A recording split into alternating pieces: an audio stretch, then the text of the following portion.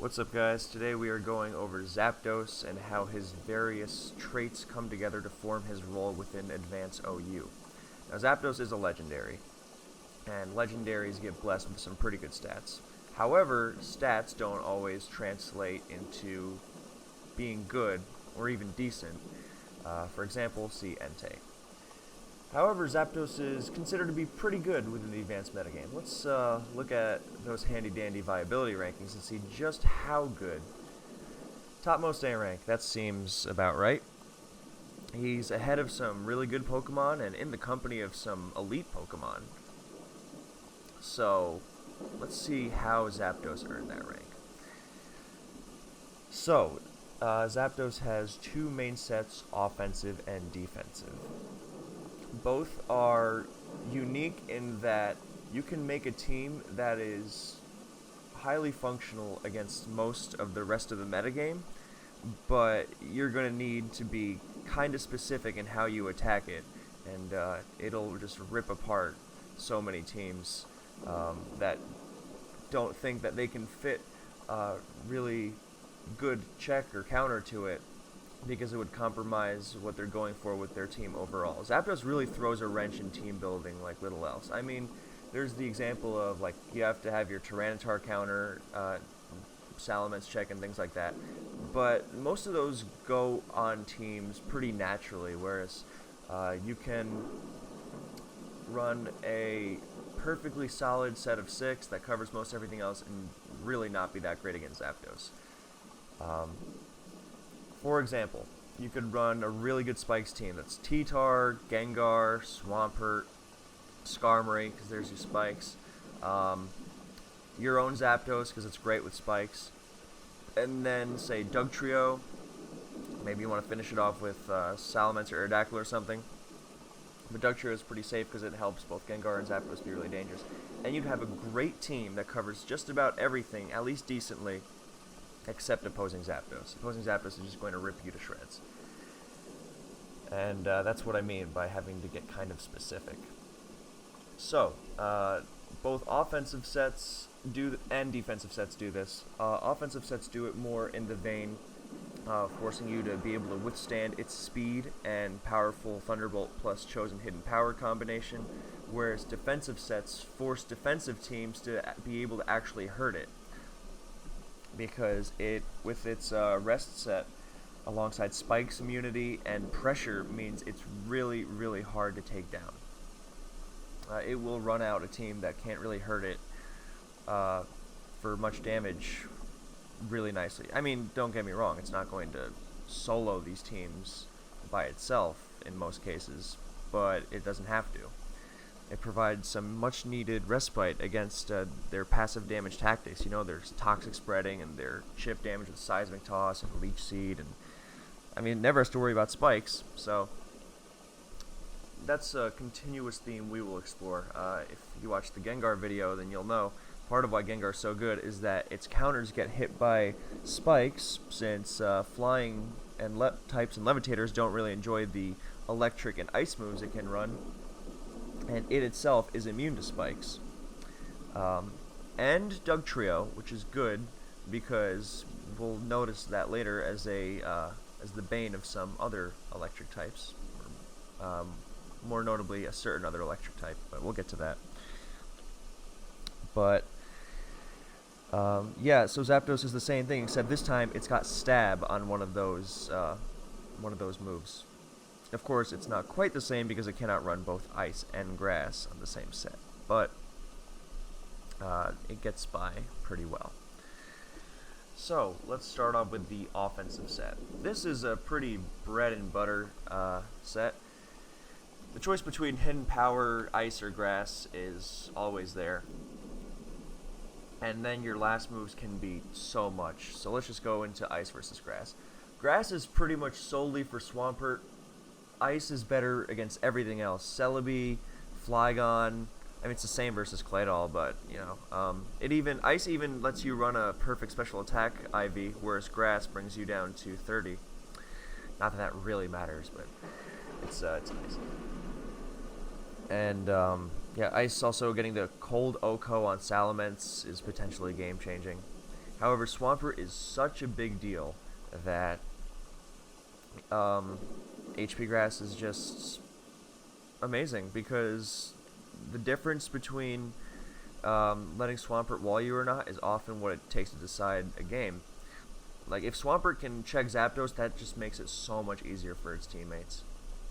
I mean, I'm not saying that Celebi's a slouch, but generally Swampert tends to suffocate offensive teams a lot harder, whereas Celebi is easier to prey on thanks to it not being, not getting leftovers in sand and having some more exploitable weaknesses rather than Pert's mono grass weakness. Like, see that team earlier, the T-Tar, Gengar, Swampert, Zapdos, Skarmory, Dugtrio? You know, that team that would be really, really good if it wasn't for Zapdos? Yeah, well, that team gets pretty okay against Zapdos if the other one is not running HP Grass. So, of course, you can go the Spikes route with HP Ice, because that obviously helps against Pert, but Pert recovering health and sand means that sometimes you just really want that Grass to have the weapon and use the ice. Use the Spikes for Celebi. Of course, Flygon is its own issue, and you might notice, well, you know, if Zapdos is so annoying, then why don't I just run Pokemon for either hidden power coverage option? Yeah, Swampert and Flygon was a renowned combination for being able to handle either hidden power. The problem is, of course, they're both quad weak to their respective hidden powers, so you got to do some scouting. You know, maybe switch Tyranitar into it or something. But yeah, Swampert and Celebi is good at that. So it's really up to the team. There is no it's better, but HP Grass is generally considered more common. You assume that way more than you assume HP Ice. Of course, if you just assume it's never going to have HP Ice, then you're going to pay the price eventually. But another thing I'd like to mention is that Thunderbolt is stronger against a neutral target than just a simple super effective hidden power grass. So what this means is that against Tyranitar, who's weak to hidden power grass but not quad weak and neutral to Thunderbolt, you should be using Thunderbolt. It's stronger. Not by a lot, but this is a game of inches. So now that we've gone over the various hidden powers and their pros and cons, then we get to, this is just with 2 moves, by the way, and one of those common moves is Toxic, because Blissey is annoying, of course, no matter what you run. We'll get to the weirder options soon, don't worry, in case you're thinking of a certain something for Blissey. Toxic is good for Blissey and just generally hitting, like, say that Swampert Flygon combo and you've got HP Grass and they've got a Flygon, well, you just Toxic the Flygon. You can say, well, I want to run HP Ice because Swampert will get worn down by Spikes in addition to Toxic, and then you have to realize Swampert runs Refresh a lot, so that has pushed HP Grass into an even larger place of prominence. So, yes, I would definitely say that Toxic HP Grass is more common. But then again, don't make assumptions. Again, Zapdos is just unforgiving sometimes. Zapdos is great, obviously, even if you know it's coming, but the unpredictability just kind of, I'm not going to say pushes it over the edge, because that would make it sound like it needs to be banned, but it really makes it hard to deal with sometimes. It is an elite Pokemon. So Toxic is one option, and then you kind of have a million other options. Now, for offensive teams that don't really have the luxury of being able to pack hard counter to set up threats, like DD Tar or DD Mence, if you're not running HP Ice, then you might want to run a Thunder Wave. And generally, we all know the power of how that 25% paralysis chance, which is really way more than 25, but you know. Thunder Wave is just solid. It means that the opponent can't checkmate you as easily. Like, even if it's a Lum DD Tar, it's only getting 1 DD, and that can be enough for your Dugtrio to outspeed, or for your Metagross to survive, or whatever. So, it's better than, you know, coming up short as you T-Bolt it twice and it gets those 2 dances, and that's that. So, there's that. This set is more traditionally run with HP Ice. Because it's just more about the all-out offense. It's about getting a good matchup in the against other offensive teams with your own offensive team. So you're gonna, like, as is a recurring theme in these videos, when it comes down to sets that can be varied according to player preference. I'm gonna say the same thing I always do, which is you're gonna have to be heads up. You're gonna have to be conscientious. You're gonna have to know what you're giving up on and have a solid plan for dealing with it. I mean, this isn't like, I don't know, Registeel or something. You have to be really aware of the top tier Pokemon that you're giving up the coverage against and have a plan for dealing with them, because just like Zapdos, then Metagross, Tyranitar, Salamence, Swampert, Celebi, all those guys are really good Pokemon, so it's not as easy as just saying, well, yeah, well, that Pokemon sucks anyway. You know, it's not like giving up coverage on something that's in UU. So, yeah, HP Ice also gives you more widespread coverage, like going back to the whole Ice hits everything except Swampert better. I guess it makes it easier for Tyranitar to pivot in if you're going for HP Ices, so that's something else, but, you know, that's more minor compared to the whole Swampert versus the world dilemma. And Swampert is just a big deal. It can be, I mean, speaking of unforgiving, so you gotta be aware of that.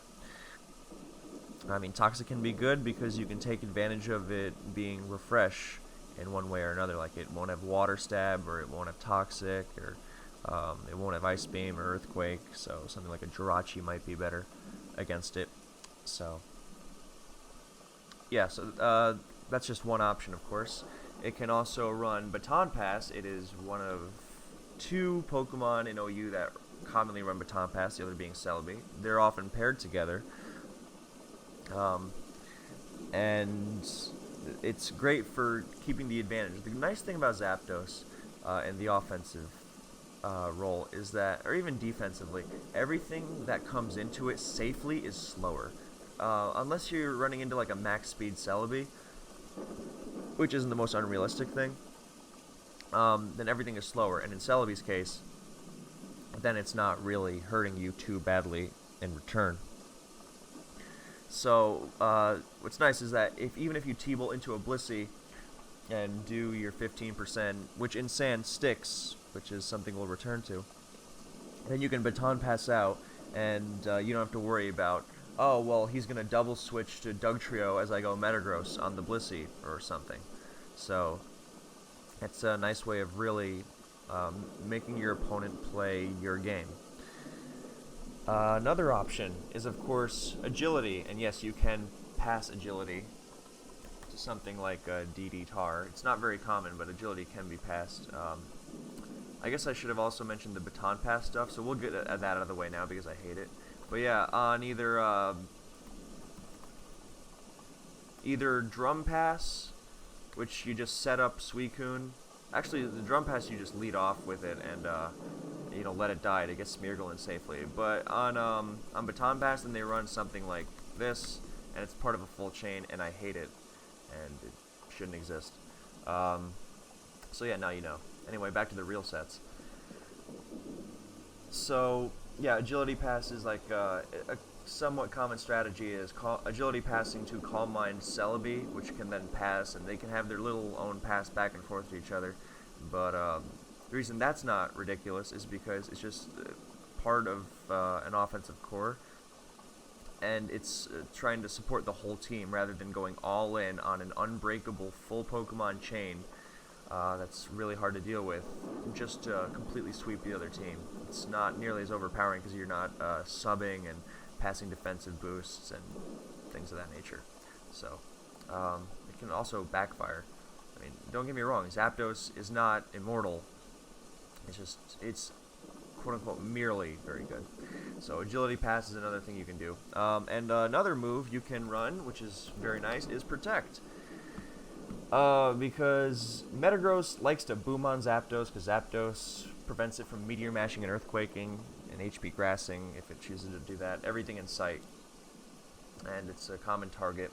And it provides... It's a big part of offensive synergy. such as blowing up Zapdos to make way for Gyarados, since Gyarados is stopped by Zapdos quite often, really hard. It's actually probably it's one of many problems standard Gyarados has, but it's a reason why sometimes it runs DV HP Rock or it runs T-Wave. So, yeah, I think that's pretty much all the weird offensive options. Now, I guess I said I'd mention it. So you can also run, this last thing can be really anything. Hidden Power Fighting with Drill Peck and, take some speed out and, throw some attack EVs in there. Generally meant to be used with spikes, because this lets you smack Blissey around once it's been weakened, smacks Tar from really high health, and Drill Peck covers Celebi. Of course, you lose out on Swampert, but the idea is that once you've baited that Blissey, that's so game-breaking that you can then take advantage of it with your offensive Celebi or something. While Drill Peck just is for coverage. Yeah, some players get really cheeky and run Choice Band Zapdos in the lead slot. So, just for the Oko on Tar, surprisingly, so. But yeah, that's more on the gimmicky side. This set is actually recognized as an offensive threat, but it's still uncommon. And the last move tends to be like Toxic, or some crazy people run Extra Sensory for the harder hit on some Gengar, but you already Drill Peck Heracross into Oblivion. So now let's go back to like a more normal set. So Toxic, Protect, Baton Pass, Agility, whatever you want. It's a great agility sweeper late game once Aerodactyl and Starmie can finish it off with whatever damage it sustained. Because Starmie's not going to kill it from full, but if it eats a Metagross Meteor Mash or something, then that's great. Oh, Toxic and Protect. Protect is also amazing for scouting things like Choice Band T-Tar. So like if you know the T-Tar's Choice Band, you don't want to just give it a free DD as you protected, then you can scout it and make sure that it's going to use Rock Slide so your Swampert doesn't get Focus Punched or your Metagross doesn't get Earthquaked, and yeah, it can potentially be a game-breaking move. And it also notably prevents Aerodactyl from predicting you in the same way, except it's more notable because Aero is faster, so you can safely dance around it, which is common because the offensive teams that Zapdos finds itself on, again, they don't really have too much of a backbone. They rely on smart play and resistances to play around things. So, that's most... Oh, and Roar with spikes is nice because it racks up damage on Blissey and Swampert. Things like that. Especially like if you have HP Grass and you roar in Swampert and then it doesn't want to stay in and Blissey's already taken damage, and you make it very uncomfortable for them very quickly, even if they do have that Blissey. So, yeah, Roar is worth mentioning. Anyway, so now that we'll go back to this, let's take the HP Ice Toxic Thunder Wave set for starters. This commonly runs Timid, because with HP Ice is generally Timid, HP Grass is generally Modest, although Grass can also run Timid, but Ice is almost always Timid because you really want that edge on Salamence and Flygon and offensive Celebi. You really want it to count. Plus, Timid with Thunder Wave can make you a last-ditch check to offensive Calm Mind Jirachi, since you can speed tie it and get that T-Wave off, and that can be all sorts of helpful when your real counters are things like Tranitar and Metagross that are maybe in range of its attacks because they've taken some damage throughout the battle, which is normal because they see a lot of action, and they're slower, so they appreciate the speed drop helping them out so they can actually use their powerful attacks. So that's generally Timid. Force F notably drops Starmie's Ice Beam by like 1%, I think, or like 0.5%, something like that. Yeah, and then Modest is, because some other ranges, with this, if you're running Modest and Grass and let's say Toxic Baton Pass or Toxic Protect or, Agility Baton Pass or whatever it is, or Roar, then you can run Modest, and Max Speed outruns ties Salamence, which is if you're fighting a mixed Mence that's big, which is another reason Timid Zapdos sometimes is preferred. The metagame, when it comes to those clashing offense teams, then Timid Zapdos gets more and more preferred. But when you're trying to muscle through a Snorlax in sand, then you really prefer that extra damage from Modest. So pros and cons.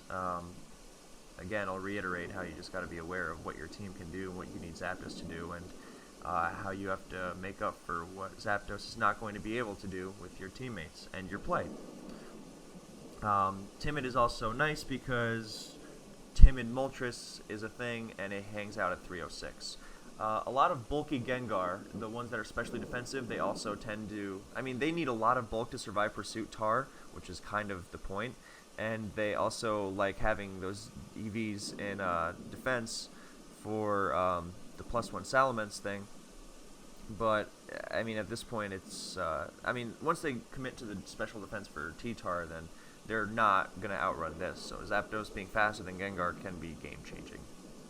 With how spikes heavy the metagame can be, and how bulky Gengar gets as a result of protecting those spikes and protecting the measures used to try and remove it from the game, since it's such a powerful abuser of them. So yeah, the Gengar and Zapdos also make great allies, of course, because they bait in special walls. Gengar's Explosion, they both can get in Dug somehow, Zap with Baton Pass, especially after a Toxic, and Gengar's Hypnosis.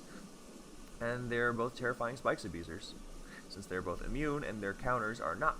So, yeah, I think that's succinct. But yeah, Modest is good.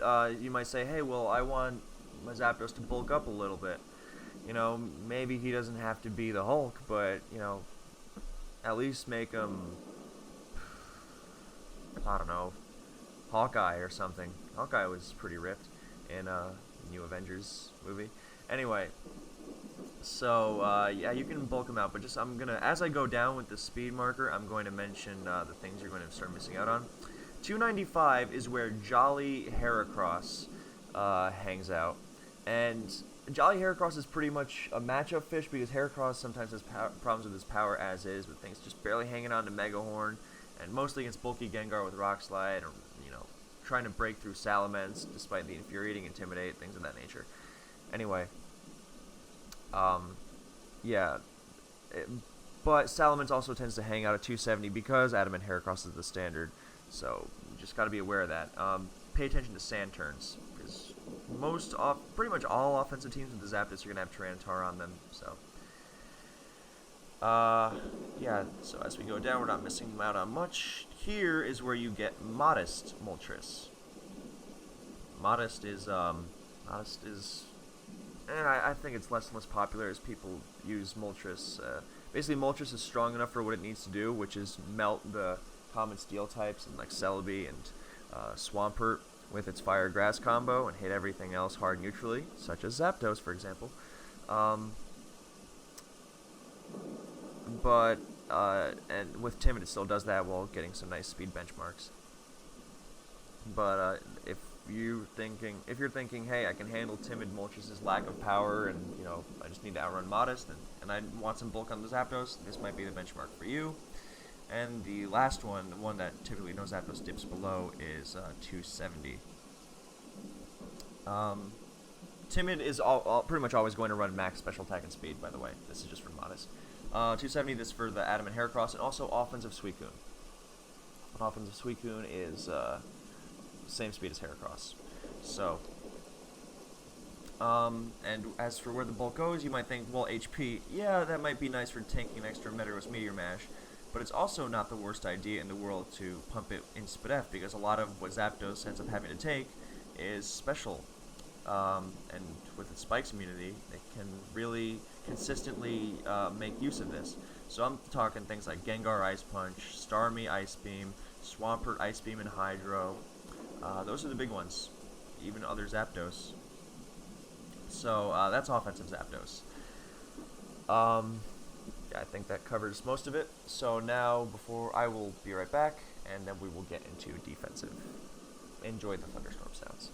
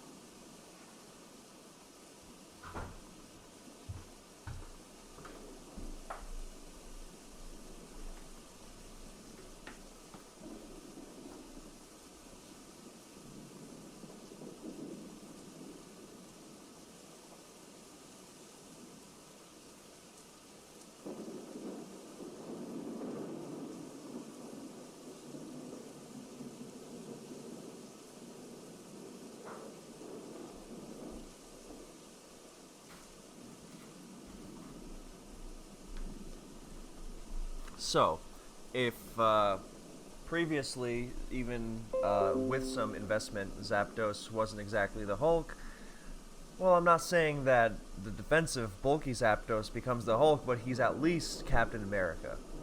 He's probably somewhere in between Captain America and Thor, which I think is fitting. Thor before he became fat.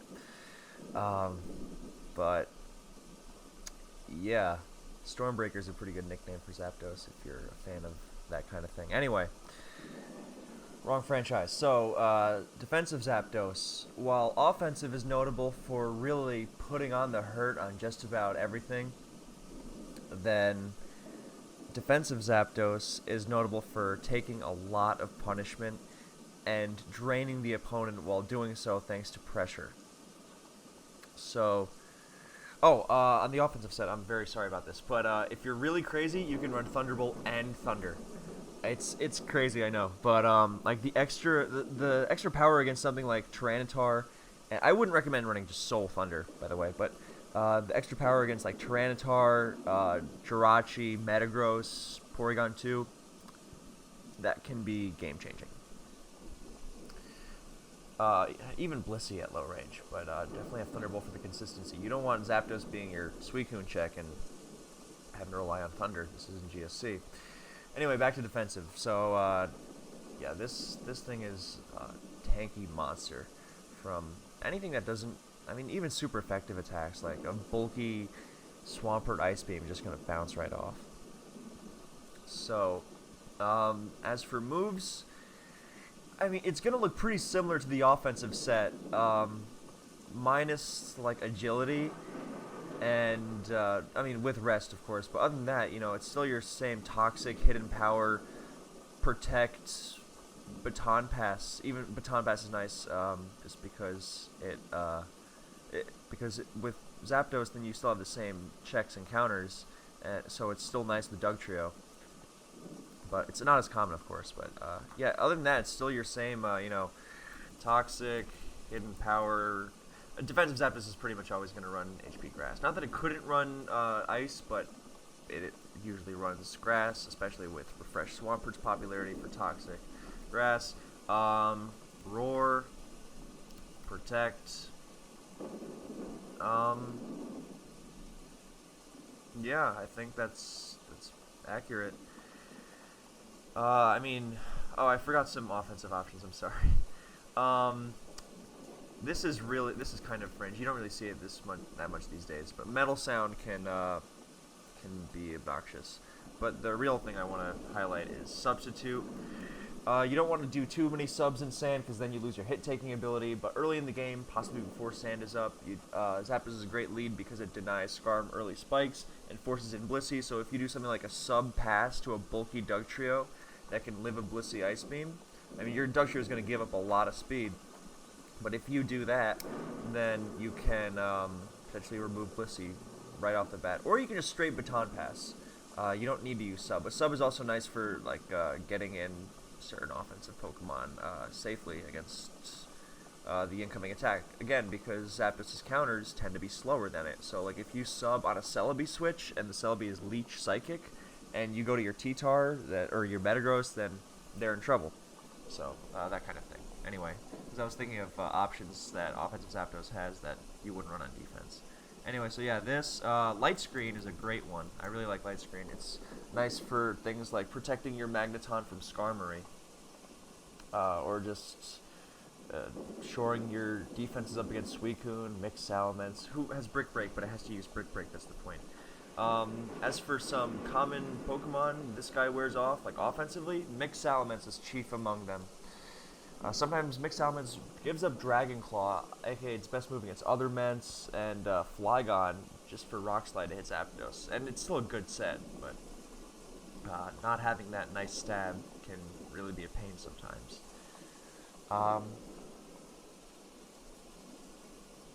Yeah, Light Screen, and I'm pretty sure I'm not forgetting anything else. But this guy pretty much just runs those. Some players like to run Rain Dance on certain teams, because Zapdos obviously can bait in Tyranitar pretty well, because even if Zapdos isn't well, with defense is better. You still don't want to be taking a million attacks, but Zapdos tends to bait in Tyranitar because Tyranitar is Stab Rock, one of the few attacks that really scares Zapdos. And so they tend to brawl, and with Zapdos baiting Tar, then Dugtrio can remove it, and then Zapdos can go crazy with Rain Dance. You can even use Thunder if you're nuts, because you might have to connect it outside of. But what Thunder does is let you have pretty much offensive Zapdos' power on the defensive set. It's basically the idea. It's the same. It's like really close to something like 176 Modest or something, but I forget the exact calc, but it's not important.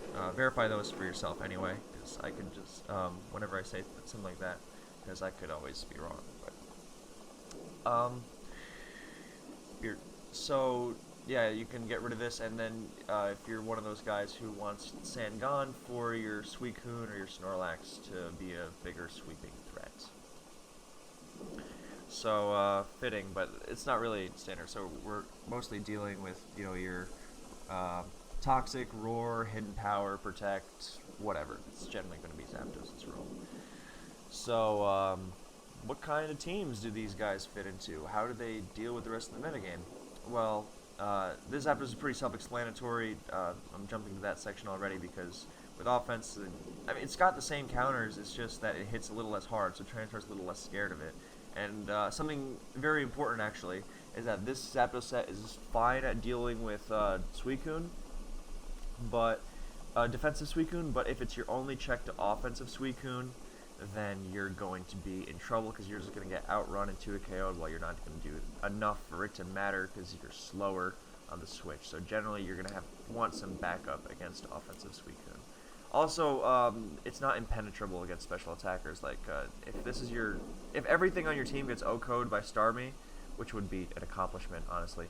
But and this is your sole counter, you're probably not going to get very far because it has to rest in sand. And sadly, it cannot sleep talk reliably because the way sleep talk works is that if you sleep talk without burning a turn and are forced to switch out, then it's like you didn't sleep at all and you still have 2 sleep turns on the counter. So for example, my Zapdos uses rest as Tyranitar switches in, I switch out. Later, my Zapdos comes into Swampert. I sleep talk as Tyranitar switches in, I have to switch out again. And then I still have 2 sleep turns on the counter. It's whereas you'd think, wait, you use sleep talk, so that's 1 sleep turn. You have 1 more. Nope. And since Zapdos doesn't, I mean, against a defensive team, it doesn't really matter if you're attacking or not, because I mean, you're taking their hits, and they're also probably taking yours. But the point is, you're supposed to be draining them. But you don't really need sleep talk. And against offense, then you're not resting that much. I mean, it would be nice. Don't get me wrong. It would really be nice to be able to do that. But it's just not worth it against offense. Yeah, it just usually isn't anymore. If we had regular sleep talk mechanics, then yeah, sure. But we don't. So, regular meaning DPP and onward, where sleep talk burns sleep. Not GSC, because in that you can call your own rest, which would be amazing. Anyway,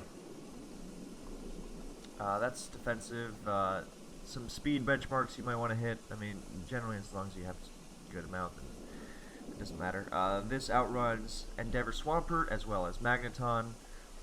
This outruns Jolly Tyranitar, which can be big if you're finishing one off. And yeah, other than that, special defense is big. I mean, you generally want a lot, but it's worth noting that some players run no investment here. And 32 defense allows you to allows you to survive a +1 Rock Slide from Salamence or Metagross. So, Choice Band Metagross, DD or Band Mence. And the following sand guaranteed. So, that's what that is for. It's not a common investment, but it is one worth knowing about. However, there are some players who really like squeezing every single bit of special defense they can out of Zapdos, given how close some of its encounters may be, such as against Starmie. So, there you go. Yeah, other than that, I mean, hopefully now you know the fringe options Zapdos has, but for the most part, it's T-Bolt, Hidden Power, +2. If it's defensive, rest, maybe ditch hidden power, and the support moves. So, all right. So how do I deal with Zapdos short of using Blissey? Well, we're gonna look at that now.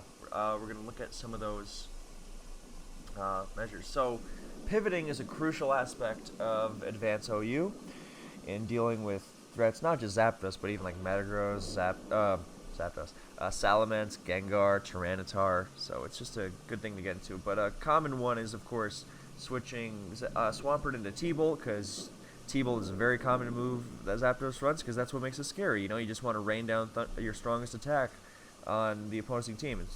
Swampert absorbs it and then forces HP Grass, and that lets you pivot in, I don't know, pivot in Jirachi or something.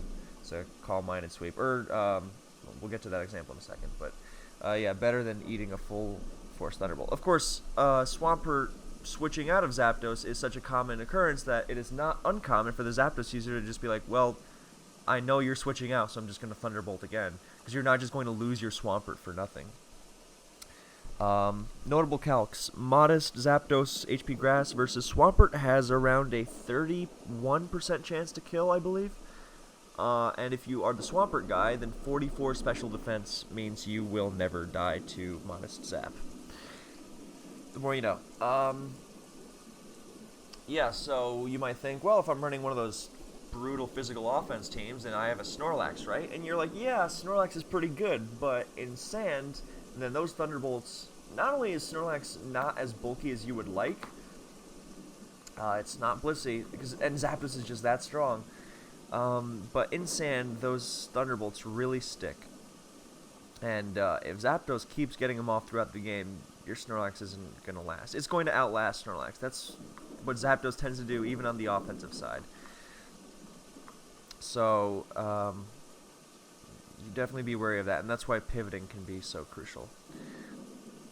Even defensive Snorlax, like those really bulky Curse Rest sets in Sand, that's one flaw of those teams that try to trap the Skarmory and get rid of the T-Tar, and then Curselax seems like a monster, but then their whole Mag Trio, Suicune, or Milotic, and then Snorlax Armada is like they're really anchoring heavily on that Lax, and those repeated Thunderbolts. I mean, it's not going to win many one-on-ones, but it's going to really wear down Lax.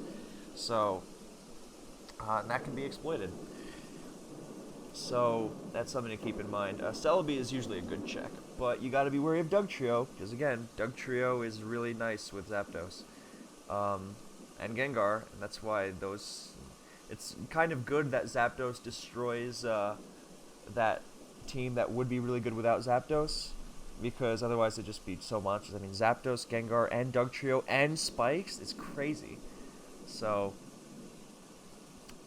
yeah, let's get back into it. So, other than that, like, offensively, you're just going to have to hit it a couple times with things like Gengar. You might have to take some trades. And, I mean, Zapdos is just really good. That's why so many offensive teams use it themselves. Metagross, okay, while Zapdos does resist Mash, let's not get it twisted. CB Mash is not something that even defensive Zapdos wants to take. That is a clean 3-hit KO, possible 2-hit KO with Sand. Offensive sets just get absolutely munched. So, usually CB Gross doesn't have the greatest longevity, though. So Zapdos is more of a backup to it. Yeah, Metagross likes to either do that or just boom on it if it's not a banned set to open up for, pretty much everything. Everything breathes a sigh of relief when Zapdos isn't around to terrorize them anymore, because it's so fast and so strong and so bulky and has status, and it's just the worst. But yeah, like Gyarados especially, or even something like Flygon who wants to spam Earthquakes, or Salamence who wants to spam HP Flying and Earthquake and Brick Break. So, yeah, offensive Zapdos is also important to not be your only switch into Skarmory, because it will Toxic and Protect, and you're going to have a slow, painful death. So something to consider. You're going to want to have that, like, pivot into it. Like, I'm not saying every team has to run Gengar or Weezing, but even something like a mixed Metagross goes a long way, or even Jirachi as the switch in, which doesn't threaten it as hard, but also threatens a Toxic attempt, because a lot of Skarmory will try to Toxic that Zapdos. Because it's such a big threat, if they don't have a Blissey, of course. If they... And usually, even if they do have a Blissey, then they might Toxic, because unless they can get that third spike, then the second spike doesn't really do much, and Toxic would have a more tangible effect on the game. Of course, on the other hand, if you do have a Gengar, then they might not want to Toxic for free, just giving it a free switch, so Zapdos might come in that way. But even further still, they might Toxic, because if you go to Gengar, they might welcome that so they can get their Pursuit T-Tar in to remove the Gengar. So, you're going to have a plan for these. Just, pressuring Skarmory is important. Zapdos can't be your only thing. Yeah, I think that's accurate. We've gone over the Suicune dynamic. Defensive Jirachi is another common Zapdos counter. It is infuriatingly good at it. But that's T-Wave Zapdos is surprisingly good at handling Jirachi, because unlike Blissey, Jirachi's pretty much the best Zapdos counter that doesn't get affected by sand. But it also doesn't have Natural Cure, and it needs 2 turns to heal up. So full para can be really big if you just keep attacking it. So we've gone over the Snorlax thing, we've gone over Mence dynamic. Doug is a great partner. I mean, generally the sign of a desperate team is one that's switching Dugtrio into Zapdos. Which happens more than you might think, because Zapdos tends to mow through teams pretty quickly, and then they're suddenly like, well, I better chase it out with my measly Rock Slide. So, we've gone over the Starmie dynamic. Magneton. Zapdos actually pairs more with Magneton than you might think, because they resist each other's weaknesses, and they really lock down that Spikes thing. Like, remember the whole Skarm wants to Toxic Zapdos thing? No longer. And removing Skarm means that your Metagross or your Snorlax or whatever is nice, and in return, Zapdos provides security against things like Suicune and Mixments. So they make a really good offensive pair, even though you kind of think they might overlap. They really don't. So, yeah, other than that, Desperate Player will also kind of start switching Magneton into Zapdos. That's a game that's not going to last very long. Not the battle itself, as in the technique of switching Magneton into Zapdos. But Zapdos doesn't even want to stay in, even if it's going to 3KO with T-Bolt, because Magneton can run Toxic Protect or just Thunder Wave, and so, yeah, so you don't want to get involved in that. But, you know, it's a good counter once, maybe twice if you get it in on HP Grass or Ice. So Claydol gets crushed by Hidden Power. I mean, it's a 3KO, but it still does so much. So those Magdoll teams that try to spin Spikes with Claydol, and then, you know, pivot into Snorlax, Zapdos tends to just rain death down on them, because Claydol gets hit really hard, and then even without the Spikes, then Snorlax doesn't like taking the Thunderbolt, and it gets really messy. Arrow, we've gone over that dynamic. Agility sweeps by it late game. Protect is nice for it, but generally Arrow is one of the scarier Pokemon for Zapdos. Oh, it doesn't really come in. It's really double switches or after a KO. I mean, pivoting into HP Grass is really, really risky, because, like we said earlier, Zapdos easily Thunderbolts versus Pert. So, Jolteon's an interesting dynamic, because Jolteon is meant to be kind of like an offensive Blissey, and by that I mean it's fast and it hits hard, which is not what Blissey does, but the Pokemon it handles 4 offensive teams, Zapdos, Gengar, Starmie. That's kind of like doing Blissey's job for its team, which is Spikes focused, but in a more offensive way that isn't Dugtrio prone. Of course, it is completely ruined by not just defensive Zapdos with Toxic, or even just defensive Zapdos in general, because it doesn't do much damage and gets worn down. But Thunder Wave goes through Volt Absorb, which is just heartbreaking. So if you T-Wave a Jolteon, it will get paralyzed. So that, which, you know, that really throws a wrench in Jolteon. But for, you know, more, if you can get it in on the T-Bolt and it's an offensive Zap, then that's great. That's Jolteon is one of the few things that really checks Zapdos offensively for offensive teams. So it's notable in that role. Heracross, we've gone over the Jolly versus Adamant thing, and you know, defensive sets Defensive sets on defensive teams need to be wary of becoming another Heracross victim. But for offense, Zapdos is up there with Salamence as a decent check because it hits so hard and it resists Mega Horn. It doesn't have the Intimidate to shrug off Rock Slide, but it's something. Definitely is something. Moltres, we've gone over that speed dynamic. Defensive Zapdos doesn't really want to deal with Molt. Let's pull up the damage calc.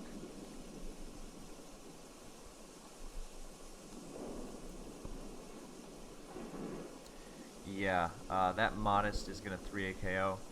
And on the plus side, yeah, I don't know if this is... Yeah, okay, it is showing up on screen. That's Modest, and a lot of people run Flamethrower. So even Flamethrower, Modest is going to be a 3 KO, so...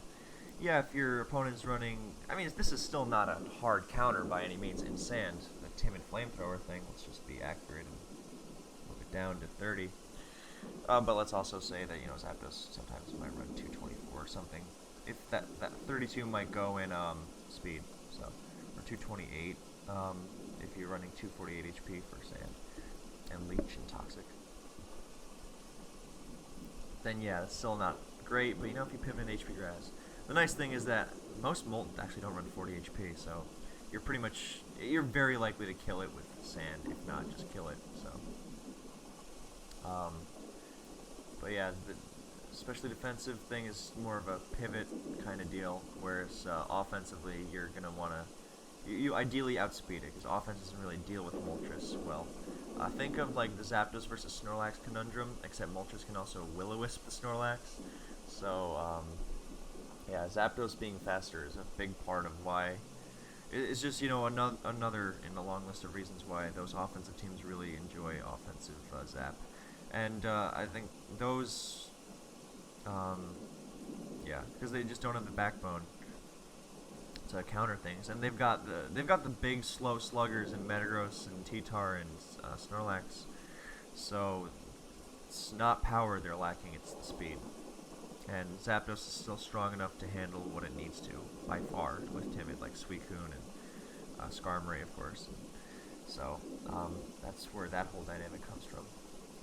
Milotic is really annoying, because if you're an offensive Zapdos, this kind of goes for Pert, but especially for Milotic, because its Surf hits it's a lot stronger, so you don't want to be switching into too many Surfs in Sand. So your offensive team needs to have a plan to deal with Milotic, otherwise it'll just outlast you as it permanently switches into your Swampert and Salamence and mixed Tyranitar. So you really got to be careful about that. But especially defensive Zapdos, on the other hand, is the complete opposite. It just sits on Milotic for years. So,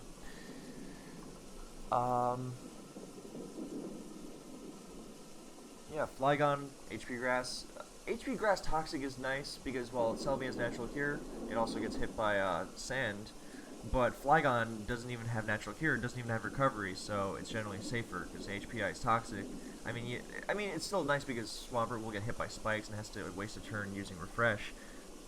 And maybe you can switch to Swampert better than you can switch to Flygon. Like maybe you have Celebi and Flygon's HP Bug is not too conducive to that, so you really want to be hitting it from all angles and you want to wear it down.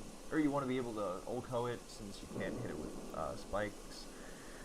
But HP Grass Toxic is really nice because then Flygon, every time it comes in, then it's not gaining health.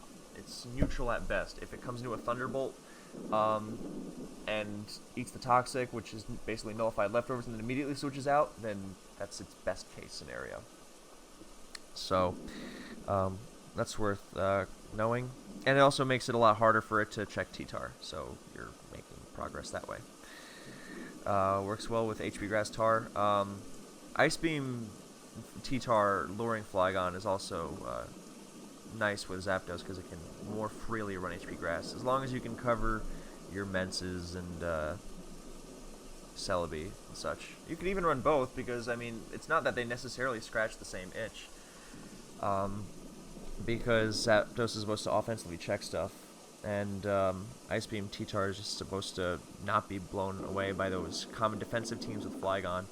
Jirachi Flygon Gengar Spikes is its thing, especially defensive Zapdos too.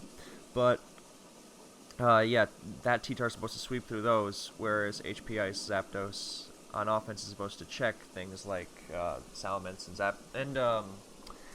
and Flygon and Celebi. So they're not necessarily overlapping. And hey, all the ice coverage you can get is nice, given how scary Salamence can be, and even Flygon. Don't underestimate Flygon. I know it seems easy that to think Flygon kind of doesn't do that much because Gengar, Skarm, and Waters, but Flygon's scary. And you will know how scary he is when you are running an HP Grass Zapdos without Toxic, or even when the other player just gets him in easily, and you're running a more offensive team, and you're like, well, I can't really switch into this guy. His Stab Earthquake is really too much for my offensive Swampert or Suicune. Yeah. Anyway, mini Flygon rant aside. Yeah, I think that was accurate. Hang on, I'm going to try and remember something that I wanted to go over really quick. Oh, the rule of Zapdos T-Bolt versus single super effective hit. Remember how if you have HP Grass Zapdos versus T-Tar, you should T-Bolt even though HP Grass is super effective? Well, the same applies if you have HP Ice Zapdos versus another Zapdos. You should Thunderbolt there. It is stronger. Do the math of 70 times 2 versus 95 times 1.5. So, yeah, Cloyster is pretty self-explanatory. Zapdos is good on Spikes teams, and sometimes those Spikes teams run Cloyster instead of Skarm because it can explode and isn't Magneton prone. That's pretty much it. Fori, kind of the same thing. Zapdos, well, less so on the offensive side, but it's more the defensive side of that coin with Cloyster. As in defensive teams, sometimes run Fori for spiking and spinning, and Zapdos is a good part of those teams. That's pretty much it. Porygon 2, well, it hates Toxic, but from like defensive Zapdos, especially, and with Sand and Spikes it can be messy. But against offensive Zapdos, if there's no Spikes, then Porygon 2 can be infuriating to deal with if you are not able to land a status on it, because it just barely avoids that 2-hit KO and can threaten you back with Ice Beam or its own status. So, and it's got 32 recovers. So, I mean, you can just say, hey, if it's going to switch into this many Thunderbolts and Sand and it has to recover, then I'm just going to keep attacking it. Eventually, it's going to get crit or parried. And yeah, you can do that, but status will generally do the job well as well. Porygon 2 is not really a Zapdos counter. It's barely a check. And if you're ever running that T-Bolt Thunder Porygon 2, feel free to T-Bolt on that, switch in, and then drop it with Thunder. And if you miss, then, you know, we're going to have to switch into Porygon anyway, without Thunder, so no harm, no foul. Gyarados is an interesting dynamic because Zapdos dominates the standard HP Fly EQ set. Some players like to chip it so that their Gyarados can go wild with Double Edge, which does hit Zapdos quite hard. Some players even go all the way and just want to use Jolly HP Rock, which also outruns and KOs Aerodactyl after a dance. But yeah, you got to be careful of that. And for the Taunt Gyarados, then Zapdos with HP Flying, then Zapdos completely shuts them down. Yeah, sometimes Gyara will even run Thunder Wave to slow down Zapdos. Now, I mean, even just slowing down defensive Zapdos is nice because it means your Tyranitar doesn't have to potentially weather 2 hits switching in, and you know, full pair is always crucial and all that. It means your Tyranitar might not take any damage switching in. So, but yeah, that's generally that dynamic. So, I will be back once more, and then we will continue with, or we will conclude with common teams these Zapdos variants find themselves on.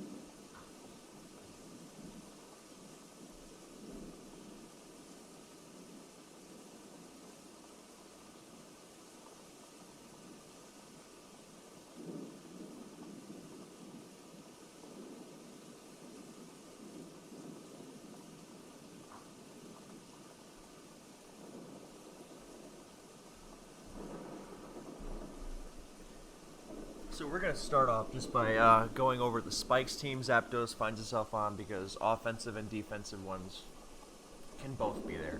So we're just going to go with Skarmory first, and then, you know, throw in your Gengar, your Swampert for defense, Tyranitar for sand, because the sand makes it really, really dangerous, of course, and then throw in your, not your Dugtrio, because remember, that's the team that would be really good if it wasn't for the horrible Zapdos weakness. So you throw in your Blissey, or Arrow can work too, but generally Blissey is nice here. Or Jirachi. Defensive Jirachi is nice, with, you know, Wish, Protect, and defensive Celebi can also work. Right? So, and now you're going to see how much this can just kind of be interchangeable. Let's go back to Blissey. Celebi makes it nicer against, like, Snorlax and with trap support and stuff. And I know you think, well, you know, with the trap support, doesn't have a Dugtrio with HP Bug for Celebi, and you can run bulky Celebi with HP Grass for that. But if you're running Zapdos and Celebi, one of them ideally hits 270 for offensive Suicune. Otherwise, that suddenly becomes a threat. Not necessary if you're really confident in your ability to get those spikes down against those teams with offensive Suicune. Just you know, pressure it that way, since once it's coming in, then everything's gonna do enough to it to where Gengar can finish it off. But I don't know, it's placing a lot of stock, and it's making it more of an issue for yourself than it could be. It could be getting a KO and a half, or maybe even 2, when it could be getting none, potentially. So, and especially if it's like a lead offensive Suicune again, and you're leading T-Tar, then, you know, that just blows. So, that's something to keep in mind. Yeah, let's go back to Blissey, and then, you know, you can start interchanging things here. This could be Fortress, and this could be, you know, you could throw all sorts of things in here. You know, it's really hard to fit Dugtrio in here without giving up something big. You know, here's your physical counter, here's your sand, and, you know, one of your Snorlax checks, and here's your special check. So it's not always easy. Sometimes you're gonna have to make a concession of some sort. I mean, you could do the Dugtrio thing, but remember, Gengar's gonna be annoying. Bulk out that T-Tar. Prepare to pivot a lot. Anyway, yeah, this kind of thing. And I mean, you could go the offensive route with Cloyster, and you could just say, well, I'm not going to switch into things, but I'm going to blow things up every step of the way. I'm going to have my Metagross, and maybe since Cloyster dominates Claydol, then maybe you could even have like Salamence or Snorlax. But yeah, it's pretty much offensive or defensive. These teams is going to be offensive, but basically Zapdos works well with the Spikers and the surrounding cast of those Spikers. Yeah, so both offensive and defensive, that's pretty much that. Now let's go into the more mixed offense territory. You pretty much take away the Spiker, and you just throw in your Salamence or your Arrow. Salamence more traditionally, but yeah, Zapdos is great here for what it offers against Metagross and Salamence and Suicune and Swampert, and forcing certain... remember how we talked about Zapdos forces in those slower defensive Pokemon? Yeah, it forces those in, and then you can switch in on them with these guys who aren't that scared of them and proceed to start making offense happen. So Zapdos precedes the offense. It helps the offense function, and it helps them fall back defensively, covering things redundantly. Like, if Snorlax is the only Suicune check, and Snorlax has to switch into something else, then it's not so good. But since Zapdos is helping it out, then it's nicer. It means Metagross doesn't have to immediately go boom, or the entire team gets swept. Things like that. So this is a common example. This is going to be offensive, obviously. And then you can even do things like throw in Magneton here. And this becomes like a more of a physical offense team, and you're like, well, Zapdos on physical offense? Hey, that's Suicune and Swampert coverage, man. And you force in the special wall for your physical guys to get in, and then the physical guys force in either Swampert for, I mean, you can have like Salamence here or something. You know, your physical Metagross forces in Skarmory, which gets Magneton, or Swampert, which gets boomed, and then Snorlax becomes dangerous, and then you're creating this whole, you know, you see how the offense is flowing? And then Salamence gets to have its sweep once everything's been taken out. Things like that. Yeah. Finally, we're going to go with the pass option.